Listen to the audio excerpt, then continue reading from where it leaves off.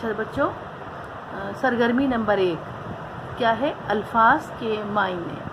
یہاں الفاظ لکھے ہوئے ہیں، ان کے سامنے ان کے معنی بھی لکھے ہوئے ہیں۔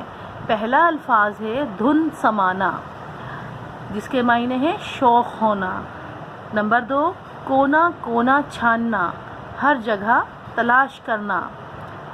نمبر 3 دریافت کرنا، اس کے معنی بھی بچوں تلاش کرنا کے ہیں۔ میراث، ملکیت یا ورثہ، وہ جائیداد جو ورثہ کی طرف سے اس کا حق ہوتی ہے۔ صراط مستقیم، سیدھا راستہ۔ جستجو، کوشش۔ سرپرستی، ذمہ داری۔ حیت، شکل۔ دائمی، ہمیشہ قائم رہنے والی۔ وسعت، پھیلاؤ۔ ٹھیک ہے بچوں، اب آپ نے یہ الفاظ کے معنی پڑھنے بھی ہیں اور انہیں اپنی کاپی میں لکھنا بھی ہے اور اسے یاد بھی کرنا ہے۔ تفہیم، اس میں سوالات کے مختصر جوابات دیے گئے ہیں۔ میں نے سوال بھی لکھ دیا ہے اور اس کا جواب بھی۔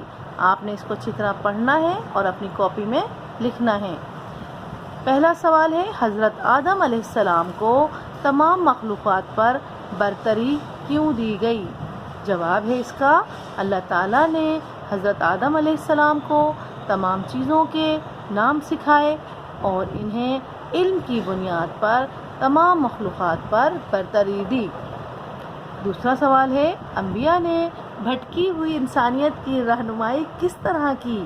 اس کا جواب ہے، انبیاء کو بھٹکی ہوئی انسانیت کی رہنمائی کے لیے اللہ نے ان پر کتابیں نازل کیں، نبیوں نے علم کا نور پھیلایا، اور جب بھی انسان صراط مستقیم سے بھٹکا، انہوں نے اس علم کے ذریعے ان کی رہنمائی کی۔